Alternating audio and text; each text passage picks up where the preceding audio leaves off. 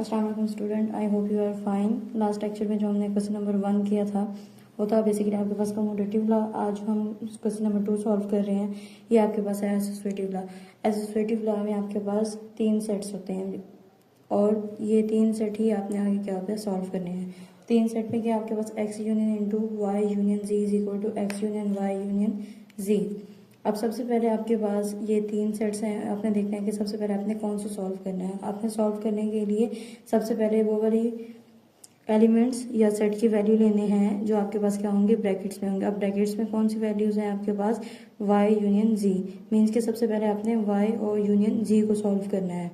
y union z को solve करने के लिए y सेट के आपके पास एलिमेंट्स हैं b c d f and z set के एलिमेंट्स क्या हैं c f g h। आपने इसको सॉल्व करने के लिए क्या करना है, सबसे पहले y यूनियन z सॉल्व करना है। y यूनियन z की वैल्यू पुट करेंगे। पहले y की वैल्यू है तो आपने y की वैल्यू इसमें पुट करनी है। यूनियन यूनियन z है तो आपने क्या करना है z की वैल्यू पुट करनी है। y यूनियन z आपको पता है y यूनियन z है तो यूनियन में आपके पास क्या होता है, दोनों सेट्स के एलिमेंट आपने क्या करने होते हैं कंबाइन करके लिखना होते हैं। तो ये आपके पास इंग्लिश अल्फाबेट्स हैं तो आपने इसको सीक्वेंस में लिख लिया। तो y यूनियन z सॉल्व हो गया है। उसके साथ आपके पास क्या है, आपने फाइंड किया इसकी वैल्यू करनी है x की। अब x union into Y union z, सबसे पहले आपने क्या पुट करनी है x की वैल्यू पुट करनी है। आगे यूनियन है y यूनियन z का जो आंसर है आपने वो पुट करना है। x की वैल्यू आपके पास क्या है a b c d, वो आपने यहाँ पे पुट कर दिया यूनियन एज इट इज। और y यूनियन z का जो आपके पास आंसर है वो आपने यहाँ पे पुट किया है।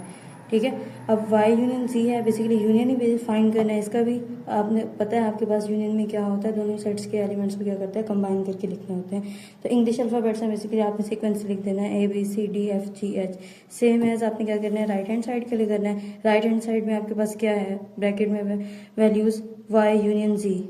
y यूनियन z के सेट के जो एलिमेंट है वो आपने लिखने हैं यहाँ पे। x यूनियन y, x की वैल्यू पुट किया आपने, यूनियन y की वैल्यू पुट किया आपने। ठीक है, यूनियन है तो दोनों के सेट एलिमेंट्स क्या होंगे कंबाइन करके आपके पास आंसर क्या है a b c d and f। Next आपने क्या करना है x यूनियन y फाइंड करने के बाद x union y union z। अब x यूनियन y का जो आंसर है वो आपने पुट किया a b c d f and union और z के एलिमेंट्स क्या हैं आपके पास गिवन सेट में c f g h, वो आपने यहाँ पे पुट कर दिए हैं।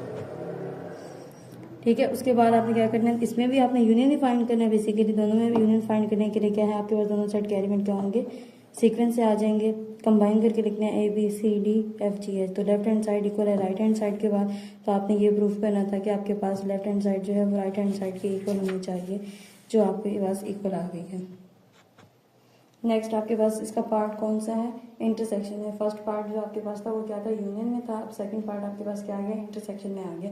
अब इंटरसेक्शन भी फाइंड करने के लिए आपको पता है कि इंटरसेक्शन में आपके पास दोनों सेट्स के एलिमेंट्स क्या होने चाहिए, कॉमन होने चाहिए या फिर सेम होने चाहिए।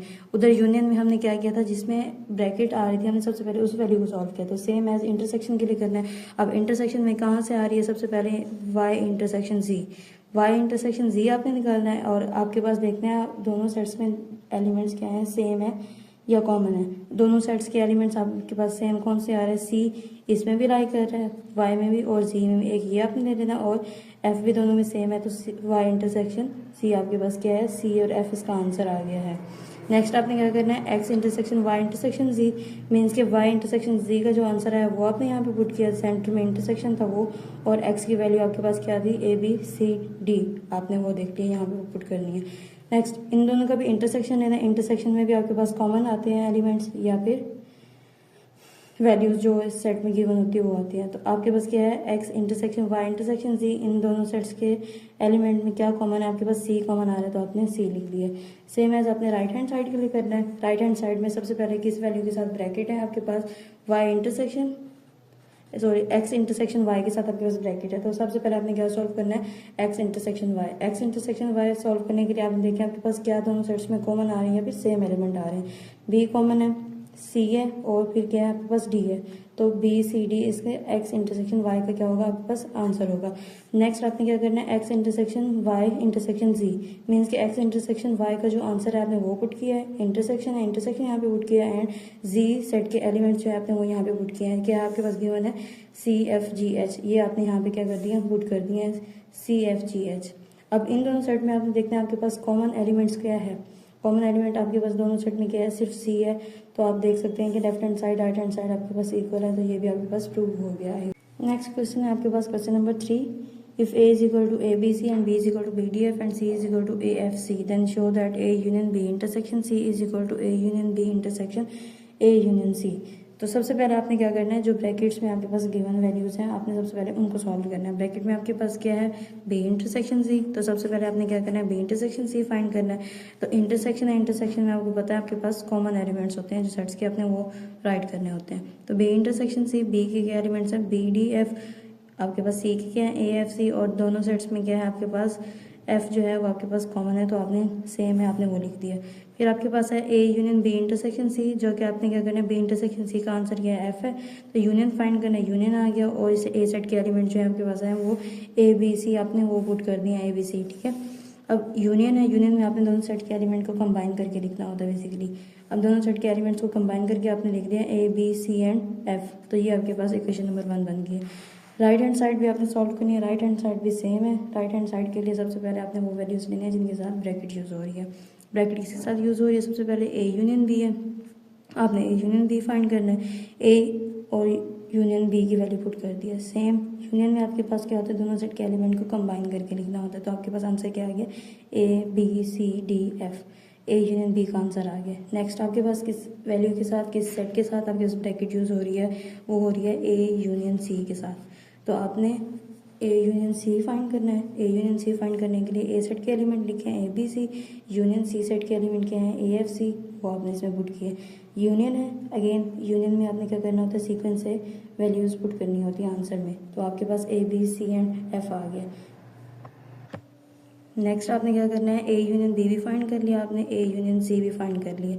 तो अब आपके पास सेंटर में है इंटरसेक्शन, बेसिकली अब आपने इंटरसेक्शन फाइंड करना है। ए यूनियन बी का जो आंसर है, जो आंसर ए यूनियन सी का है, इन दोनों के आंसर्स का आपने क्या करना है, इंटरसेक्शन बेसिकली फाइंड करना है। अब A union B intersection A union C, अब ए यूनियन बी का आंसर जो आया था वो बेसिकली हमारे पास ये है, A B C D F, यहाँ पे हमने वो पुट किया A B C D F, intersection है तो इंटरसेक्शन पुट किया, ए यूनियन सी का आंसर क्या है, ए बी सी एफ, तो हमने ए बी सी एफ यहाँ पे पुट कर दिया है।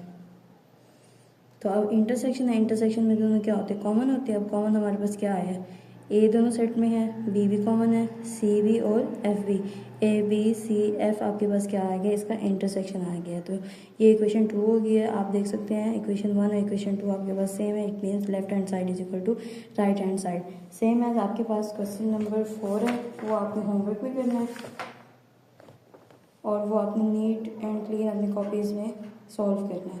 और क्वेश्चन नंबर 2 के जो रिमेनिंग पार्ट्स हैं वो भी आपने होमवर्क में करने हैं। I hope you understand. Okay, Allah हाफिज़।